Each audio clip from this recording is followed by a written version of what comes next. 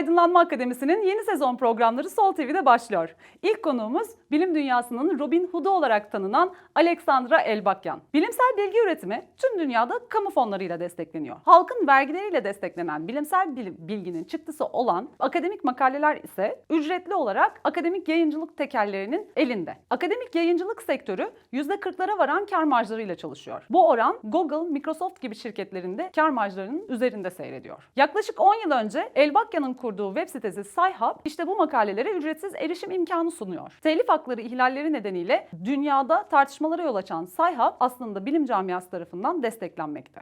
Bilim dünyasının yoğun desteğini arkasına aldığı için de engellenmesi henüz bugüne kadar mümkün olmadı. Bugün konuğumuz Alexandra Elbakyan'la akademik yayıncılık tekellerinin bilime verdiği zararları ve Sci-Hub'ın dünya çapındaki etkisini konuştuk. Rusça gerçekleştirdiğimiz bu röportajı Türkçe ve İngilizce altyazılı olarak Sol TV dinleyicilerine sunuyoruz. В первую очередь мы хотим поблагодарить вас за то, что вы согласились стать гостью для нашей программы, для первой серии нашей программы. Эту программу организует Сол ТВ и Академия наук и просвещения. Научное общество близко знакомо с вами, однако аудитория этого репортажа будет более широкой. Могли бы рассказать о себе? Так, меня зовут Александра Элбакян, мне 33 года. Я родилась и выросла в Казахстане. Сейчас учусь в России в аспирантуре. И я известна как создатель веб-сайта Sci-Hub, где любой человек может бесплатно читать научную литературу. Понятно. А с какой целью был создан Sci-Hub? В каких условиях он стал необходимым? Дело в том, что доступ к научным журналам сегодня очень дорогой, и из-за этого страдают многие ученые и студенты. И просто многие простые люди не могут получить доступ к науке.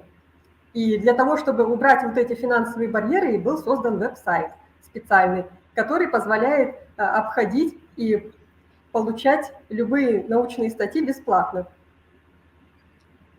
То есть те люди, у которых нет денег, они обязаны, у них просто нет другого шанса, кроме того, как оставаться в мраке без науки, как я понял. Вообще да, это так. Конечно, можно обходными путями получать доступ к этой научной литературе, но это все очень долго и проблемно. А благодаря такому сайту это можно делать одним нажатием кнопки. Понятно. То есть Sci-Hub, он был создан, чтобы пройти этот барьер. Да. Это как бы девиз сайта, чтобы устранять преграды на пути распространения знаний. Понятно. Уже длительное время, как Sci-Hub в некотором смысле стал общеизвестным. Могли ли вы представить себе то, что в начале, когда вы только открывали эту платформу, этот сайт, что Sci-Hub получит такую широкую популярность, что он станет общеизвестным? Тут двояко, просто, понимаете, Sci-Hub, он сразу получил большую популярность, как только он открылся, но это была такая популярность локальная, то есть в основном среди российских ученых и ученых из стран бывшего Советского Союза. А то, что он когда-то станет там популярным на мировом уровне, я, конечно, об этом как-то не думала. Понятно. А какие вы отзывы получаете от пользователей Sci-Hub, например, во всем мире или только в России, или в частности Турции? От пользователей отзывы исключительно положительные. То есть, конечно, бывают жалобы, но жалобы это, как правило, на то, что какая-то статья через Sci-Hub не открывается. То есть через него можно открыть очень много научных статей, но все-таки не все. Я, конечно, стремлюсь, чтобы со временем там стали доступны все статьи. Понятно. Популярен ли Sci-Hub в Турции? Можете ли вы как-то проследить популярность его? Какие статьи особенно там популярны у нас в Турции? В какой научной области? Дело в том, что для этого нужно просто анализировать статистику специально, и я пока еще этого не делала. Я собираюсь в ближайшем будущем как бы это сделать и выложить на сайте, там какую-то страновую статистику и так далее. Понятно. В Турции, судя по отзывам, да, довольно популярный сайт. Сегодня право собственности на информацию, частное право собственности на информацию является предметом споров. САЯП пытается преодолеть эту частную собственность на Да. информацию, на научную деятельность. Можете ли вы рассказать, как вы пришли к своим взглядам к тому, что информация, наука должна быть общедоступной? Мгм. Мгм. Вопрос Ну, да, но на самом деле я бы не сказала, что сегодня это является предметом больших споров. То есть вот лет 10 назад, когда сайхаб только появился, это действительно была горячая тема. То есть тогда как раз в интернете начали ограничивать свободу информации, начались облавы на так называемых интернет-пиратов. И очень многие люди тогда в интернете выступали против. И выступали за то, чтобы в интернете все было свободно и бесплатно. И я, конечно, всегда поддерживала вот эту сторону. Когда я сама была школьницей, студенткой, я очень много пользовалась такими сайтами, где можно было бесплатно скачивать научную литературу. Ну, как правило, книги. Статей там не было. А когда я уже сама училась в университете, я столкнулась с проблемой, что и научные статьи очень платные и дорогие. И тогда уже подумала, что, ну, наверное, было бы хорошо, если был какой-то сайт, где можно было бы не только статьи, но и книги скачивать бесплатно. понятно. А какие преграды права собственности на информацию? Всем известно, что это право собственности находится не в руках отдельных ученых, а в руках у частных компаний, больших корпораций. Ну, это, конечно, большая проблема и опасность, когда вся наука, она стала фактически частной собственностью нескольких крупных корпораций. Такого не должно быть в принципе. То есть наука, она должна принадлежать самим ученым. А почему она должна принадлежать самим? Например, ученые не могут, например, корпорации поддерживают ученых, корпорация не может предъявлять свое право собственности на информацию. Почему мы боремся за общедоступность информации для всего народа, для всех людей? Ну, потому что это обеспечивает наиболее быстрый научный прогресс. То есть наука, она, в принципе, может развиваться в условиях открытой и общедоступной информации. Статьи, которые публикуются в Евросоюзе, открыты для публичного доступа, которые поддерживаются проектами Европейского Союза. Мгм. Однако цена за общий доступ, цена за общедоступность этих статей оплачивается общественными фондами, то есть из налогов граждан Европейского Союза, из казны государств. Как вы это расцениваете? Ну, это, в принципе, неплохо, то есть это в любом случае шаг вперед, в лучшую сторону от той системы, которую мы имеем сейчас. Конечно, это не идеальное, может быть, решение, но это прогресс. Понятно. Начали организоваться платформы, как Peer Community. Они основаны на коллективном труде ученых, Мгм. без вмешательства монополий. Как вы смотрите на это? Может ли такие платформы, как Peer Community, решить проблему частной Ну, собственности на информацию, на научную деятельность? Ну, потенциально, конечно, может. То есть идея хорошая, но нужно всегда смотреть, чтобы идея, она работала. То есть, например, если говорить о движении открытого доступа в науке, то оно существует уже достаточно давно, еще с 1990-х годов. Но, как мы видим, то есть уже получается около 30 лет, но, как мы видим, сейчас 2021 год, и проблема до сих пор не решена. То есть и идея, она существует давно, но надо, чтобы эта идея, она заработала. Понятно. Нам известно, что в Индии продолжается судебный процесс против Сайхаба. Есть ли какой-то прогресс в этом деле? Вы считаете, как закончится вообще это дело? В вашу пользу или в пользу монополий?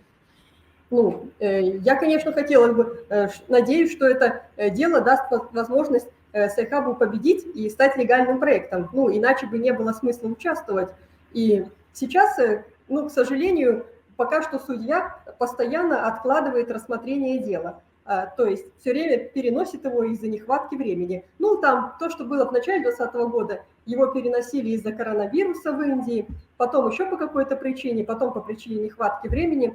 Ну, наш адвокат, как бы Нилиш, говорит, что в следующем году уже будет другой судья, то есть судья меняется, и, возможно, наконец-то дело будет рассмотрено.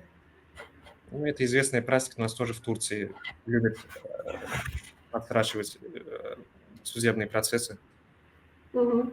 Ну, с одной стороны, это, да, хорошо, потому что Сайхаб вроде бы не заблокирован до сих пор в Индии. Но, с другой стороны, вот есть проблема с тем, что пока нет возможности загружать новые статьи. Да. За 2021 год, как я понял, да? Ну, да. Мгм. Очевидно, что только судебные процессы против права частной собственности на информацию, на научную деятельность недостаточны для решения полной проблемы. Что нужно делать, чтобы полностью решить проблему общей доступности информации, науки, научной деятельности? Ну, на самом деле, я, конечно, считаю, что, в принципе, легализации Сайхаба, то есть признание того, что научная информация может распространяться свободно, этого было бы достаточно для решения проблемы. То есть произошла бы такая, ну, некий прорыв произошел бы, и после этого уже бы, ну, все организовалось само. Понятно. Ну, только же легализация не может решиться. Монополия же будет сопротивляться Сайхабу, так как это продавать информацию – это очень прибыльно.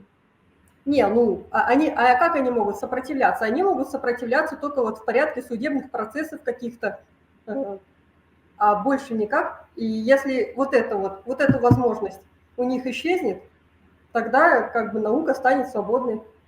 А не решатся они, например, на физическое решение проблемы. В истории есть пример Пиночета, например, Пиночета с Альенде. Ну, есть как бы... Дело в том, что если такие проекты, как Сайхаб, они станут легальными, их сразу станет очень много. Сейчас многие люди боятся просто этим заниматься, так как это незаконно. А если произойдет легализация, то этого станет очень много людей, и это будет уже невозможно как-то остановить. Понятно. Все монополии, которые держат в руках информацию, которые публикуют научные труды, они объявляют ваше дело, хотя мы не разделяем их точку зрения, воровством. Они объявляют вас пиратом и так далее. Что вы можете сказать на эту тему? Ну, это довольно древний спор по поводу того, является ли копирование информации в интернете воровством. То есть обычно здесь всегда приводили такой аргумент, что если вы, допустим, крадете какую-то вещь, то она исчезает у владельца. И поэтому как бы это называется воровством. А при копировании информации, ну, например, если вы читаете бесплатно какую-то статью в интернете, то она же не исчезает как бы у владельца. То есть нет, и юридически, конечно, это воровством не является. Хотя, да, есть такое понятие, как интеллектуальная собственность, так называемая, да, но это понятие, оно на самом деле очень спорное. Да, вы не отделяете, не отчуждаете какую-то вещь от компании или от монополий, но Да. монополии же могут просто прекратить поддерживать ученую деятельность, если информация станет общедоступной. Как мы можем решить эту проблему?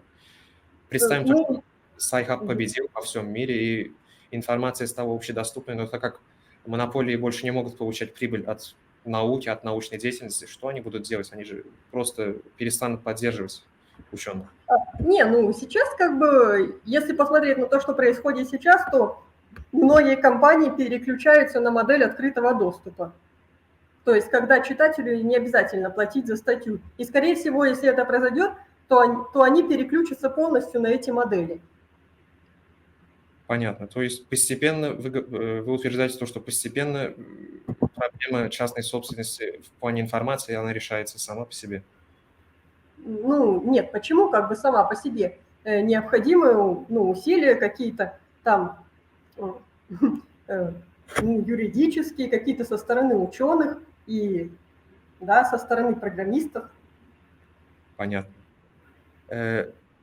Статьи за 2021 год, они еще не опубликованы из-за судебного процесса в Индии. Да. Когда вы планируете их опубликовать? Ну, посмотрим, как будет развиваться дело. И я сейчас планирую обновление Сайхаба, и потом уже после этого. Ну, обновление Сайхаба в смысле, как бы, я имею в виду не статьи, а так, техническое. Понятно. То есть мы ожидаем конец судебного процесса и обновление Сайхаба для о Да, публикации. ну да, то есть я пока не могу, пока невозможно сказать, когда закончится этот судебный процесс, то есть посмотрим, как он будет развиваться. Вот так. Понятно. В общем, я Ну, я спросил, просто решила, что как бы у Сайхаба и так уже 88 миллионов научных статей. Если говорить о новых статьях, то их не так много, и очень многие из них, они уже и так в открытом доступе. То есть, ну, это такое небольшое количество статей, которым можно как бы пожертвовать, если есть шанс того, что Сайхаб станет легальным. можете ли вы что-то добавить? Может ли аудитория Soul TV, портала Soul как-то вам помочь? Или может ли как-то вам помочь Академия наук и просвещения? Нет, ну на самом деле, если бы Академия наук Турции, она, например, выступила бы с каким-нибудь официальным заявлением о поддержке Сайхаба, то это тоже был бы мощный информационный повод. Да, это бы, скорее всего, как-то помогло. Нет, Академия наук и просвещения – это не официальная академия, как Российская академия наук, это независимая академия ученых.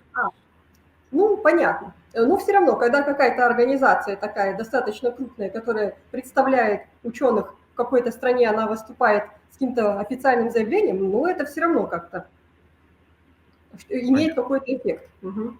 Понятно. Bu önemli röportaj için Alexandra Elbakyan'a bir kez daha teşekkür ediyoruz. Bir sonraki Bilim ve Aydınlanma programında görüşmek üzere, hoşça kalın.